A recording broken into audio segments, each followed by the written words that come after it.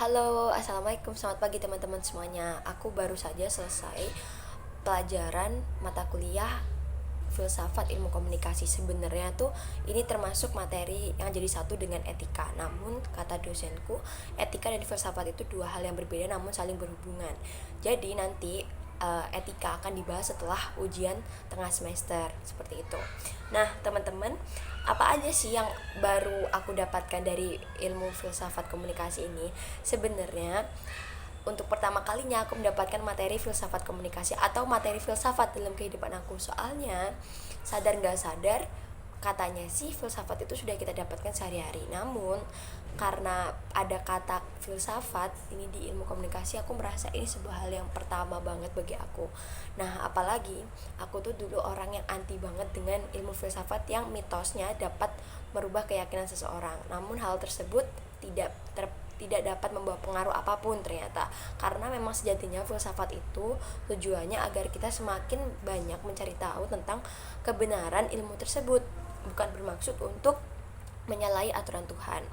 Oke, yang aku dapatkan dari filsafat ilmu komunikasi sendiri adalah bagaimana kita mengetahui mengapa komunikasi itu diperlukan dan bagaimana komunikasi itu diterapkan. Sejauh ini sih seperti itu. Dan aku juga memiliki beberapa pertanyaan yang baru saja aku tulis sewaktu dosen menjelaskan materi hari ini, yaitu ada beberapa pertanyaan yang sudah terjawab baru satu dari 4 pertanyaan. Yaitu yang pertama aku tanya tentang mengapa ilmu komunikasi tergolong ilmu yang baru, padahal proses dari komunikasi sendiri telah ada saat kemunculan manusia di bumi. Seperti halnya komunikasi sudah dapat dilakukan oleh manusia-manusia purba, zaman prasejarah, sejarah maupun zaman modern. Jadi tadi kata dosenku jawabnya adalah memang komunikasi secara penerapan sudah dilakukan sebelum bahkan jauh dari kehidupan sekarang. Namun kenapa ilmunya dikatakan baru? Dikarenakan para penemu atau para orang yang menggagas tentang ilmu komunikasi ini adalah ilmuwan atau orang atau seorang filsuf yang di luar dari bidang komunikasi. Ya jelas karena ilmu komunikasi belum dibahas dari situ. Nah, kenapa hal demikian perlu dibahas? Karena waktu itu dalam proses perkembangannya sangat amat rumit, sehingga perlu dilakukannya beberapa penelitian serta memunculkan ilmu komunikasi sebagai landasan ilmu kita untuk memahami bagaimana konsep berkomunikasi. Seperti itu teman-teman. Dan yang pertanyaan kedua adalah mengapa teori komunikasi cenderung lebih rumit daripada penerapannya dalam kehidupan sehari-hari.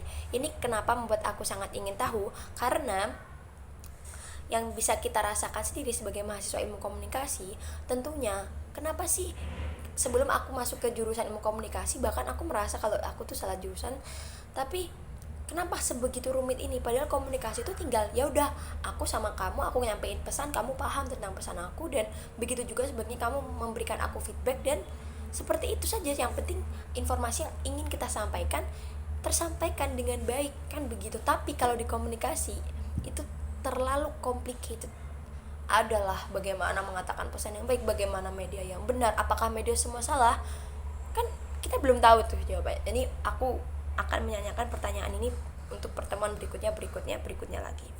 Terus pertanyaan ketiga, bagaimana cara mencermati teori komunikasi sebagai dasar pikiran saat sebelum melakukan kegiatan komunikasi yang sesuai pada kajian ilmu komunikasi itu sendiri. Jadi tadi kan kita udah bahas kenapa sih teorinya lebih ribet daripada prakteknya. Nah, ini nyambung sama pertanyaan yang sebelumnya tadi, yaitu kedua, tentang kenapa cenderung lebih rumit. Karena yang aku rasakan, ya gimana, karena kita mempelajari ilmu pasti baliknya untuk ke masyarakat. Nah, kenapa sedemikian rumit gitu loh? Apa yang harus kita sampaikan ke masyarakat yang belum tahu tentang ilmu komunikasi yang sebenarnya? Walaupun memang kita sudah melakukan komunikasi dari kita mulai bangun tidur sampai kita tertidur lagi, tapi bagaimana cara kita untuk memberitahu atau memberikan informasi terkait ilmu komunikasi ini secara kajian ilmunya itu kepada masyarakat yang memang belum mengerti tentang ilmu komunikasi itu sendiri. Ya, apalagi banyak fenomena tentang penyebaran berita hoax dan lain sebagainya. Terus yang keempat, ini agak panjang ya, karena aku menggunakan bahasa aku sendiri. Apakah nilai estetika menjadi penting dalam pelaksanaan proses komunikasi sehari-hari? Sebagai contoh, kami berbicara menggunakan bahasa sehari-hari dan belum tentu sesuai dengan kaidahnya. Namun komunikasi berjalan efektif, pesan komunikator tersampaikan ke komunikan dan saling memberi umpat balik. Lantas bagaimana nilai estetika itu berperan saat komunikasi dilaksanakan, atau sudah efektif tanpa memperhatikan nilai estetikanya? Jadi kita tuh nggak tahu ya nilai estetika komunikasi itu di mananya, apakah penggunaan bahasa yang baik dan benar, ataukah tempat di mana kita melakukan interaksi, atau macam-macamnya. Itu kan kita belum tahu. Nah, bagaimana nilai estetika itu berperan ketika kita tuh nggak sadar kalau misalnya tuh kita ngobrol, lawan kita udah paham dan mereka udah ngasih feedback, tapi ternyata tuh tidak ada nilai estetikanya. Seperti apa sih gitu? Dan seperti yang kita tahu, lebih mudah menyampaikan dengan bahasa kita sehari-hari daripada bahasa baku. Karena kembali lagi ke sistem kebahasaan, memang masyarakat Indonesia sulit untuk mempraktikkan dalam kehidupan sehari-hari untuk berbicara bahasa baku, karena lebih mudah menyampaikan bahasa menggunakan bahasa sehari-hari atau bahasa non baku atau bahasa informal kepada siapapun orang, ya. Oke, yang dimana keempat pertanyaan ini pastinya benar-benar mengusik hidupku ya. Tapi tidak apa-apa, walaupun begitu aku harus tetap mencari ini di sumber-sumber yang ada di internet atau beberapa buku.